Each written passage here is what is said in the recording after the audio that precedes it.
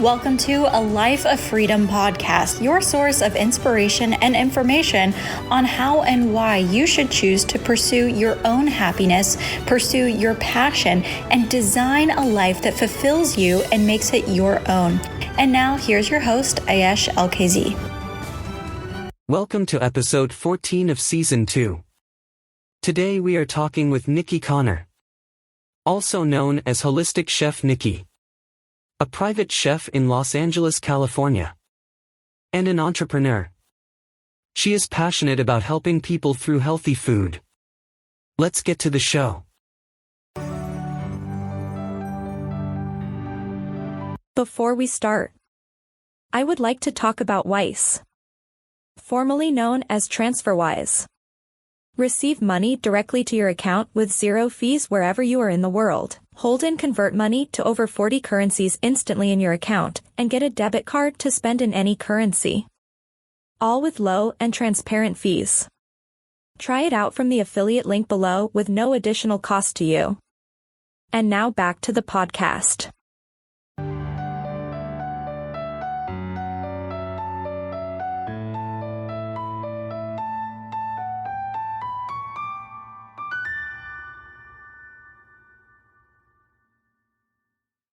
Niki, it's great to have you here. So nice to meet you.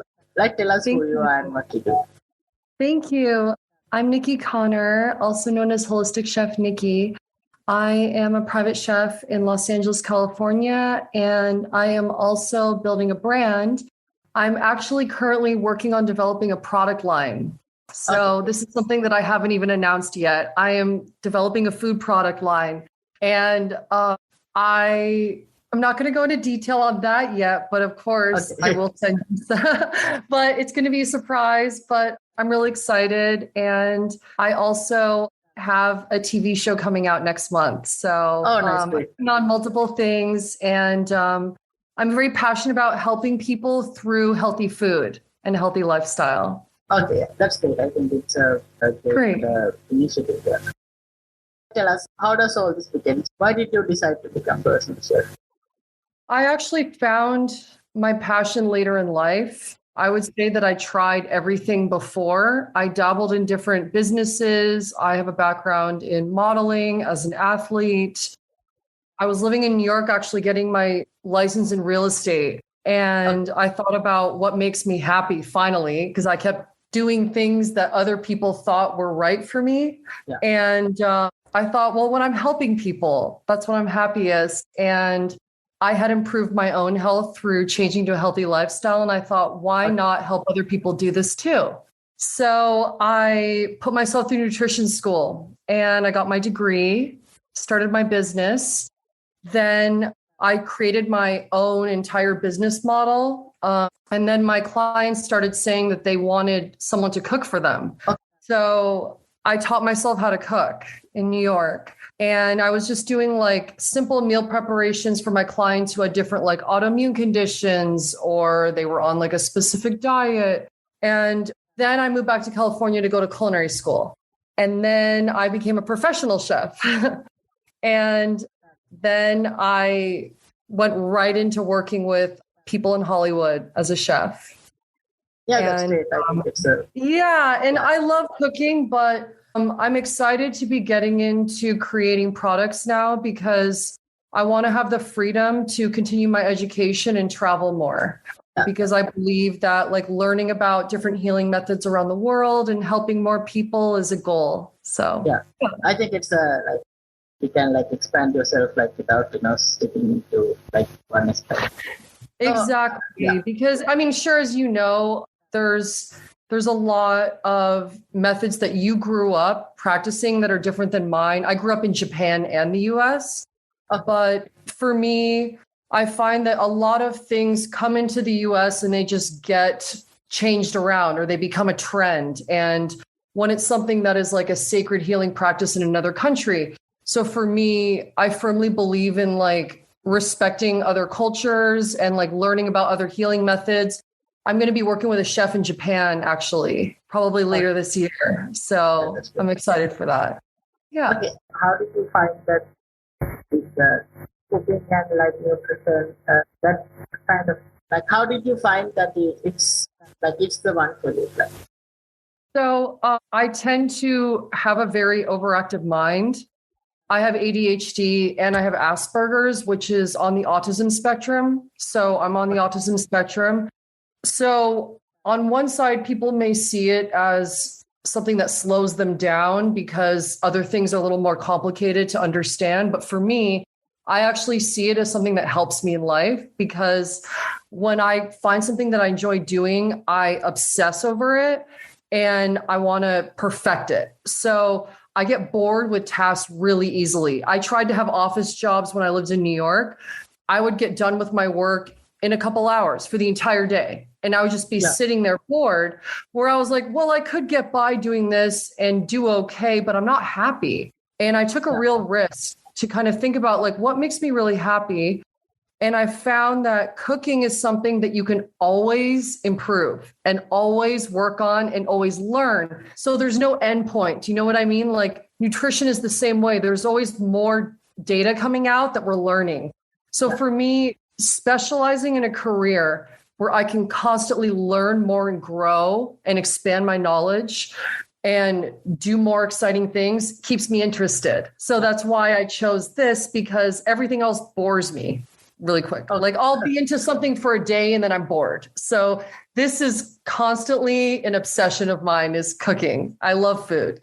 Yeah, I think I can really relate to that being, like doing something and, like get it done with fast, and otherwise, like after that, it's like kind of boring or something like that. I think I can relate. So back to start with your decision to go to nutrition school. What is the degree you chose, and how was that? For me, I was trying to find my passion in life at the time. And I thought that I should do something that I'm passionate about, which is helping other people. And I had improved my health at the time by making some adjustments. I was adjusting to going plant-based. It took me a couple of years. I didn't just wake up one day and like become a vegan, but I was making some adjustments and I was studying nutrition for myself. And then I decided to go to nutrition school so that I could become certified and help other people. And then I found that as that adapted to cooking, it helped me because I could customize meal plans for people based on their individual needs for their own health concerns with cooking. So I did go to culinary school after that, but having the background in nutrition, I knew how to do all the health conscious cooking. And I found that in many situations I've been in, like whether it's chef jobs, a TV show I recently shot, knowing the nutritional benefits of everything that I'm cooking and how it all works together gives me a real advantage in my job, because I'm not just giving something delicious to eat. I'm giving people something that's delicious and also very healthy, and they enjoy it, but they're getting like the health benefits. Yeah, that's great. I think it also helps. Like mostly. So in culinary school, do they teach the nutrition as well? The school I went to did. So I was originally supposed to go to a culinary school in New York that I got into. And then I got into another top school that's in Northern California. The problem is those schools are full-time and New York is a very expensive city. So my thought process was like, how can I live in this city, go to school full-time and have like 2 days off a week and maintain a job and be able to live in the city? It wasn't realistic because I was putting myself through supporting myself through everything. So I found a school in Northern California that was near the Culinary Institute. And it actually was a lot harder because they pack an 18-month program into 6 months. So instead of putting you through like an 18-month to 2-year program where you have like a week for each, I would say like they give you a week for each different type of technique you're learning, right? My school was like, you're only in class 4 days a week. So I had time to have a job to support myself through school. I was working as a private chef in San Francisco and in Silicon Valley. But on top of that, you have to master a technique right that day. And if you don't, you have to go home and practice. And if you don't practice, you don't do well. I thought that culinary school was going to be 100% like in the kitchen. It's not. Like the amount of studying I had to do on foods around the world, exams, like competitions in my class. It was very stressful, but amazing experience. So the school I went to, I was studying nutritional biochemistry at the time as well. And they basically teach you all the French techniques, which are necessary for like every type of cooking. Then they'll teach you like the gluten-free way to do it or like the sugar-free way to do it. So you learn all the master techniques that they teach around the world, and then you get to do it like the healthy way. So that ended up like teaching me more for my job.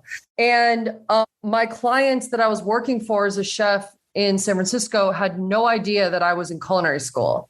I would come to work and say like, today is Thai food. And they thought I just made it up when really I had just learned it that day in school and was like practicing because I was picking it up really fast because I taught myself how to cook before culinary school. So it was an amazing experience. And then after I graduated, I stayed in the Bay Area a little longer because I was working and I had a really good job. But then I knew I needed to get into entertainment industry in LA with food. Okay.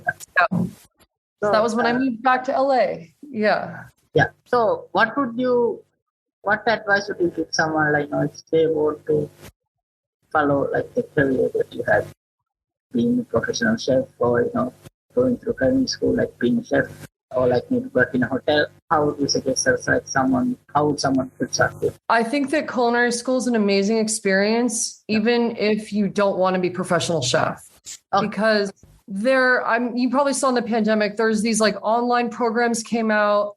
Those aren't legit. Like you can take a masterclass online, but like, it's not, first of all, cooking is really dangerous. So like the beginning, you have to learn like the safety regulations in the kitchen before you just like go in and you start like burning things, right? You could burn down your house. You could hurt yourself. You could hurt other people. You could poison people by accident. You have to take, courses on that. So I would say that in my class that I was in culinary school, only a few of us actually went on to become professional chefs and like took it really seriously. There were other people in my class who were a little bit older and they had they had a tech job and they had retired. And they thought, well, I just want to cook better for my husband. Or they wanted to just have a nice hobby, Or, there was a girl in my class who was a food stylist, which, you see those on like sets for, video and photo shoots. They style the food for the shoot. And she wanted to learn more about cooking because she was curious rather than just styling, right? So, and there was a girl in my class who was a pastry chef for like top hotels around the world. And she wanted to learn how to do healthy baking. Like people have different reasons. It's an amazing experience to have. I mean, it's time consuming, it's difficult, it's expensive, but if you're actually going to do something with it, then it's more beneficial. So for me, I went on to like immediately start working as a chef. So it was great. How do you find clients to cook for? So the way that I moved up in my career, I had a lot of contacts so when I was in the Bay Area, I basically found this platform that was this Canadian company. It's kind of like Craigslist where they list jobs, but it's catered towards caterers and chefs. And I basically just like posted a resume saying like New York, LA chef, blah, blah, blah. And I got connected to different families and other different clients. So I was able to like get work through there. But then when I graduated culinary school, the president of my school actually chose me in my class. I was the only one chosen in my class to go to Nestle headquarters and to these other food companies in the Bay Area and actually do product demonstrations as a chef. So I was going into these companies on stage and cooking on stage, and it was in front of hundreds of people. And it was an amazing experience because I'm very comfortable on stage and I always knew that I want to cook like on camera or on stage. And then when I went back to LA, I reached out to all my contacts. Like I reached out to everyone I had worked with all my friends, all my relatives. And I just said, if you know anybody looking for a chef, please connect me. Little did I know that I was going to immediately be connected to clients who they were very successful and well-known people who are used to working with chefs who have like 20 plus years of experience. I had just graduated culinary school, but I thought I need to just work hard and prove myself. Why would I say no? I need the work. So I went into these jobs. My first major chef job out of culinary school was actually a competition where I had to compete against a chef from Italy to get the job. And yeah, I think the client did it as like entertainment, to be honest, because he knew that I was like green. And this other chef, was this guy named Fabrizio from Italy, literally. And I had to make better Italian dishes than him. Like, there's no way I'm going to win. But I ended up doing my own twist on things and I got the job. So it was good. So I decided to just go in and just be confident in what I was doing because I knew I could deliver, because I knew I could do things that other chefs couldn't do. There were other chefs in LA that could do like raw, vegan, or like healthy cooking, but the food was bland and boring. And the clients would talk about how they felt like they were on a diet. They didn't enjoy the food. Then there were the chefs that people would hire them and say, oh, I'm worried that I'll, gain weight or get unhealthy because the food was so heavy. Because these people were cooking really like, fancy French and British food, things like that. I'm in the middle where I'm doing food that's really interesting and delicious, but it's also super healthy. So people know that everything they eat that I prepare is totally safe for the goals that they are wanting to achieve. Yeah, so, I think with healthy food, we need to know, like most people have the, conception of it's boring, or it's like, it's not, it's not that tasty, or like it doesn't adapt to that. So what would you say to that? Like, how do you make it fit?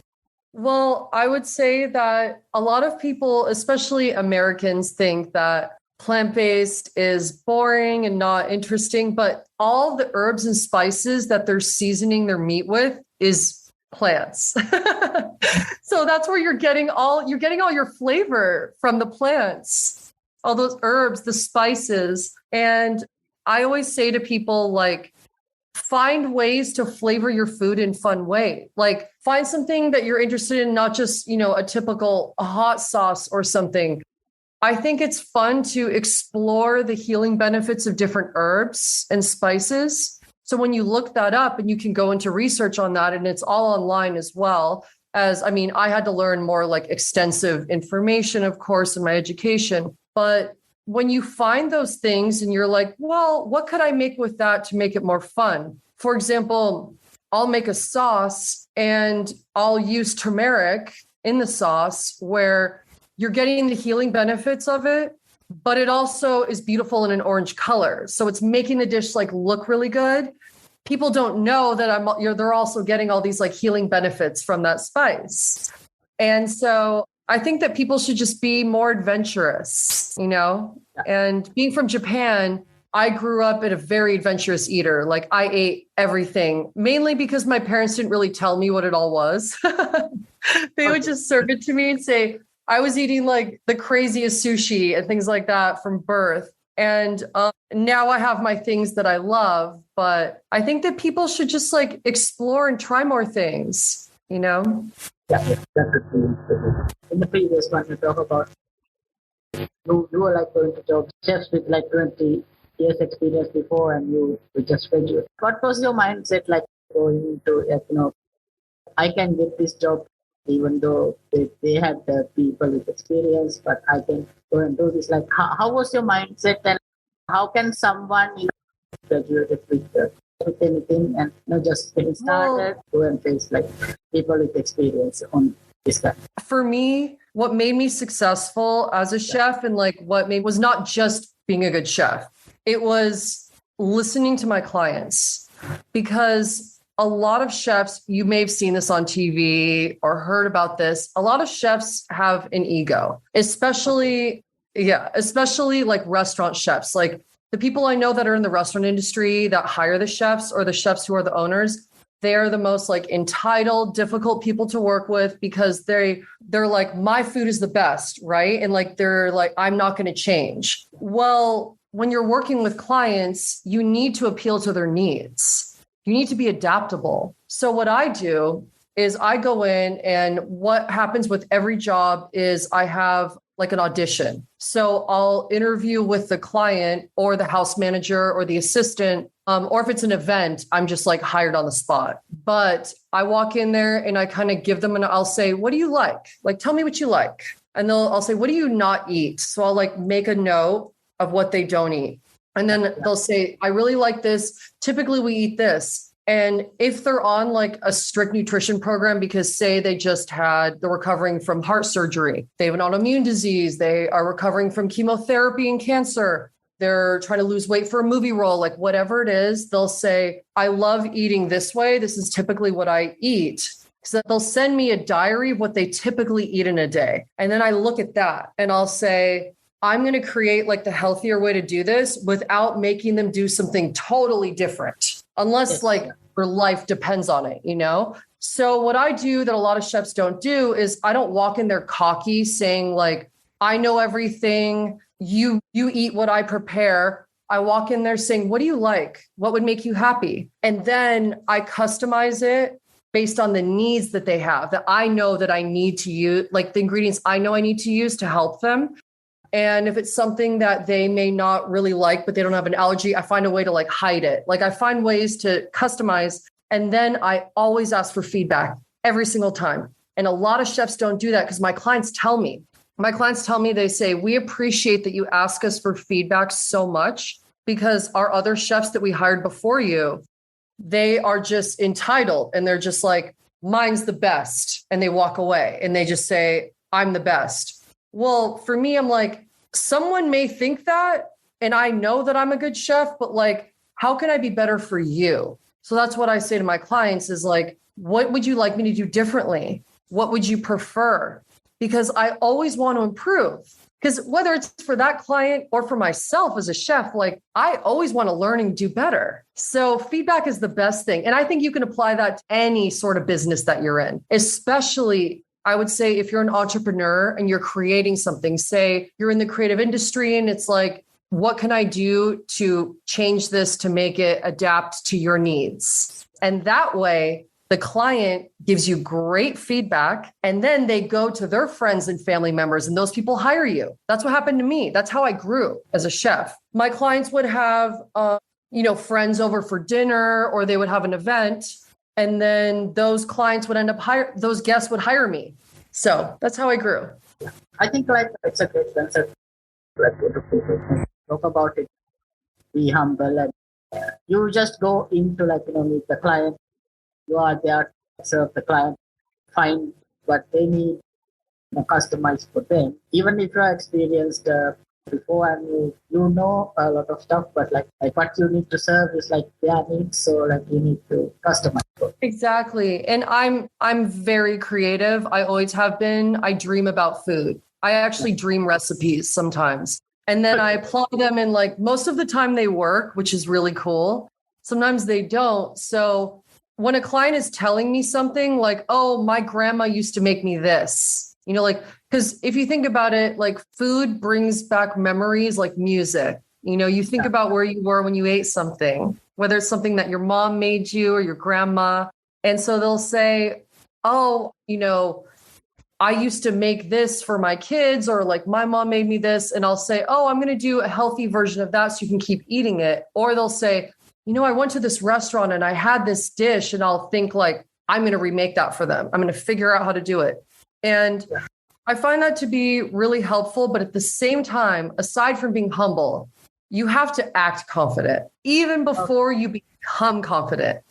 Because for me, going in, running my own show, running my own business, having to work alongside people that have like significantly more experience than me, I had, I guess you could say like fake it till you make it, right? Like I had the education and the skill set, but like I had to become confident because I couldn't hide behind other people. I had to walk in the kitchen like I'm going to act like I know what the hell I'm doing.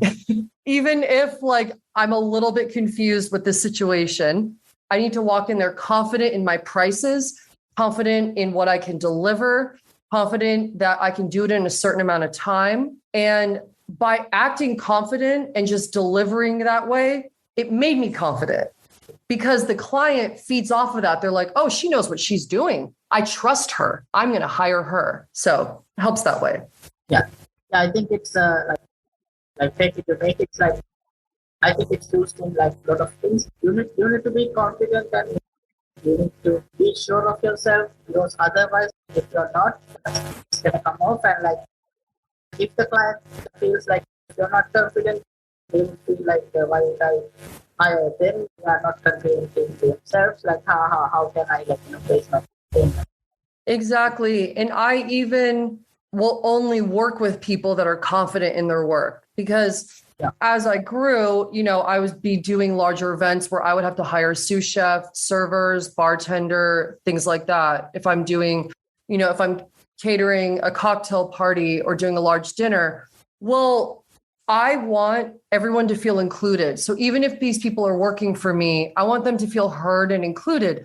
So I'm always asking their opinion on something if I need to know. So for example, like I'll tell a sous chef, like, this is the menu I planned.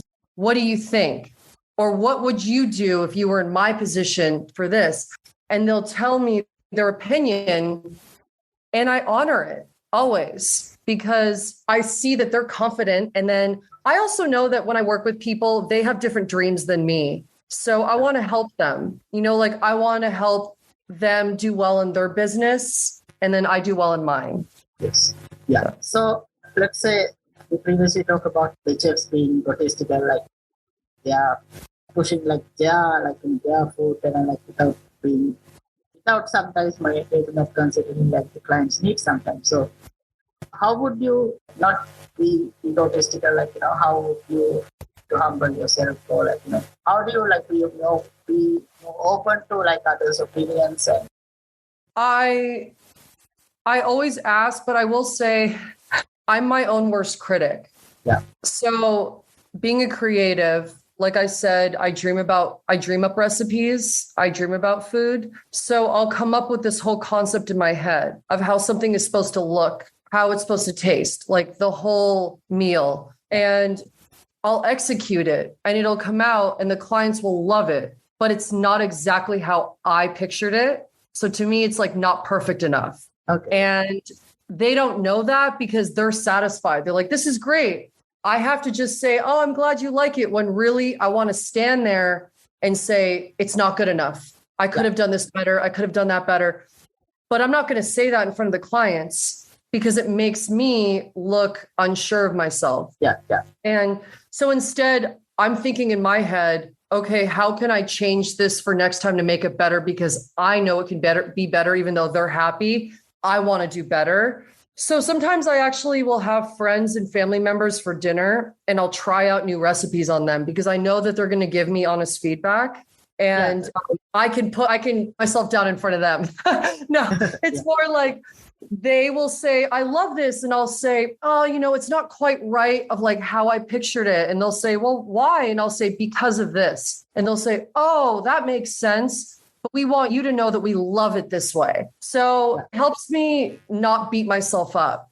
But at the same time, so at the same time, I'm confident in how I can get a job done and how to do well. And when I need help, like knowing when to ask for help is really important. And that's something that was really hard for me to learn because I tend to be someone who just wants to absorb everything I can. Yeah. So for me, becoming a business owner and a chef, I thought, well, I can't just be a creative. I have to learn everything I can about business. I have to learn all this, when in reality, one person can't know everything. Yeah. So I would stress myself out trying to like absorb all this information instead of really focusing on my strengths. So I figured that out for myself and then realized like, where do I need help? I need a bookkeeper. I need, I need a sous chef. I need servers, like when to ask for help, because I have said yes to things that I shouldn't have just because I wanted the job or because I wanted to be like easy to work with. So I would say, yeah, like I'll do it. Sure, I'll do that all by myself. And then I would accomplish the task, but it would be a horrible experience. So now I know knowing when to ask for help is so important. It doesn't mean you're weak. It means that you're confident, because confident people ask questions and confident people ask for help. It's the people that want to come off as knowing everything that are too insecure to ask for help or ask questions. You know, I find that like by asking for help, well, that lightens my load so that I can focus on what I'm really good at and do a better job. You can like outsource anything, you know, like maybe you're not good at, or maybe you're good at and you don't even like, you know, like you can get that optimized. So like you can focus on the work that you're good at and the work that you love to do. So you can focus on that, you know, without the others, and like, you know, let it happen like better. So also, and you need to know what you need. You need to know what you need help with going into something, because of course, if I'm going into an event, of course, the client wants to hire as few people as possible. So for me, I know I have to walk in there and say, well, in order for me to do a good job at this, this is what I need. I need this person and this person to help me, instead of just, I'll just agree to whatever, because in the end, I know I'll do better if I do it the way that I need to. So also that now you talk about auditions, like how would you go for it?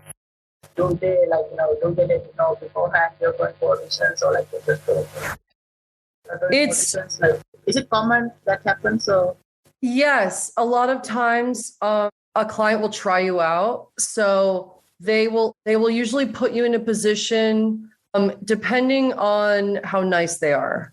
They will either put you in a position of a challenge where they'll just say, oh, let's have like the pickiest eaters over for dinner and like see what she can do. Or they'll say, you know, we're just going to have dinner at home and we want to see what you come up with. So I have a list of like typical dishes that I tend to use for auditions because I know it works every time. And, you know, I change that if they say that they have like a major allergy or something, but there are certain dishes that I just know, like, and the thing is, as a vegan, as a private chef in LA, I have to cook everything for my job because I specialize in plant-based cuisine and I can convince anybody to like plant-based cuisine. I actually sneak those dishes in because a lot of my clients, you know, they eat meat or fish. And what I do is like, I'll do that as a main course, but then everything else I make is vegan and I don't tell them. And so they'll have the dinner and be like, this is great, but like, I don't feel really heavy. I feel really good. Even that dessert was like so nice and light. So I wait till they're all done with the meal. And then I'll say, by the way, that was all vegan, except for like the fish dish you wanted. And then they'll realize, oh, I really like plant-based food because you showed me through example rather than telling me what it is. And then they want more of it because they feel good when they eat that way. So I don't try to turn all my clients vegan. I let people eat however they want, but I do health conscious cooking no matter what. So I'll add more plants because everyone should eat more plants, but I'll do it in a way that they actually really enjoy it.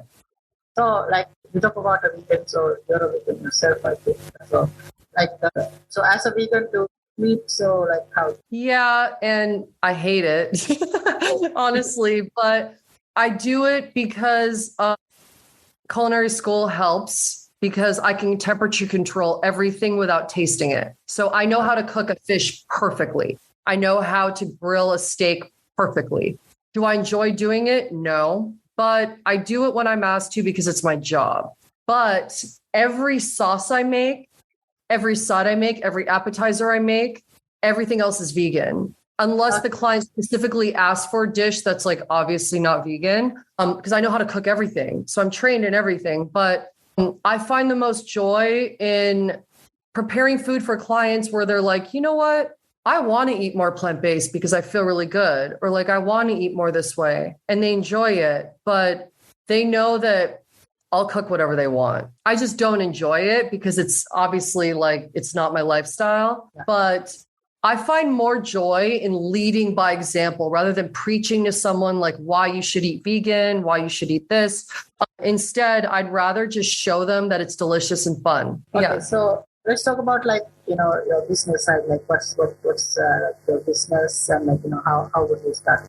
So on the business side, I went into being a chef with like no website, nothing. I literally was just word of mouth. I was referred to people and I figured out my own structure because I based that on the business plan I'd created when I was in after nutrition school, when I was working in healthy nutrition in New York. Yeah. The school had taught me to spend like very little time with my clients and to basically like have a call with them every month, do meal plans for them. And that's it. I thought, well, if I want to make more money, I should give them more attention and I should do more work for them. So instead, I customized the meal plans for them, talk to them every week. I still do this. I still work remotely in healthy nutrition because if I have a client who's not local to Southern California, I will send them recipes based on their own individual needs. So they'll hire me on a monthly basis and say they're recovering from like chemo, or they have an autoimmune condition, or they're on a specific diet. I will do an entire meal plan for them based on everything that I know in health nutrition, but also sending them the recipes that I've created just for them. So everything is like customized for them. And I do that in clients' homes as well, because there's certain ways that you need to know how to help people. Because if someone has just gone through chemotherapy, they have no appetite. They've oftentimes they've lost a lot of weight and they want to put on healthy weight without becoming unhealthy, right? And they need to get their appetite back. So typically I will recommend that they start using medicinal cannabis to get their appetite back. And then I'll find ways to hide calories, healthy calories from like fruits and vegetables, grains, nuts, seeds, things like that. I'll find ways to hide good calories for them in their foods because, they have no appetite. So they can't eat like 5 meals a day. So I find ways to hide the calories for them so that they're getting all the nutritious benefits that they need and they're getting the goals that they need to get their strength back, but they're not feeling sick and uncomfortable. The same goes for if someone is on a weight loss diet. Like I've worked with models, musicians, actors, and I've created meal plans for them as a chef where they're on a strict weight loss diet because they need to for a movie role because, a studio says so, or for health reasons they need to. But I do it in a way where they're not restricted. Like they're still eating full meals. They're still getting the satisfaction of that. They're not hungry. But because of the way I customize the meals and the structure and the order, I do everything. And the fact that I make everything from scratch. So they're not getting empty calories from like buying, bottled ingredients at the store that have a lot of sugar or excess fat. Instead, they're getting everything like homemade for me. So they know every ingredient is healthy to help them reach their goals. And I use a software program where I put in their entire meal or the entire day of meals. So I break it down. So if I'm working with a doctor, they know everything that's in each meal. Like they know if the client's getting like all the vitamins and minerals that they need, how many calories are in it, and so forth. Okay. So finally, yes. So like you can share like how can people find you? Like yes. So I can't wait for you to see what I'm creating. My new food line. It's going to be amazing.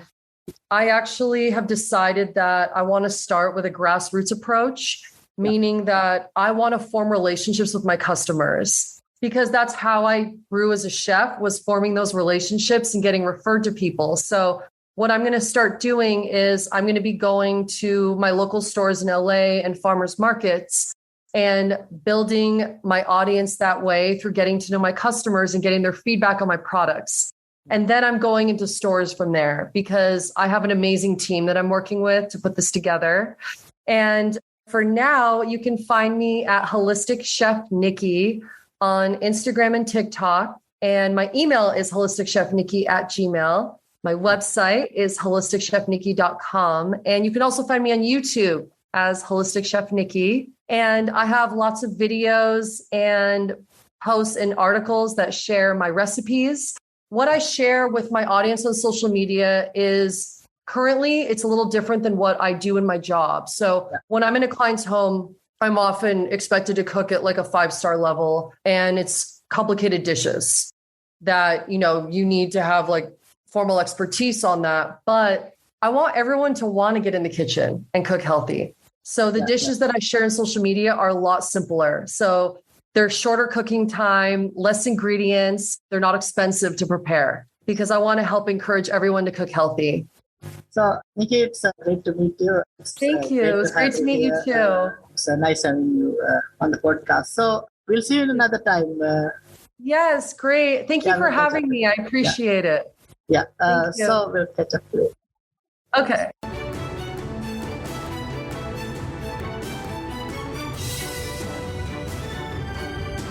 Niki Connor will be on an episode of It's Comply Plated on Food Network at 10/9 Central on 1st of September. Be sure to tune in to check it out.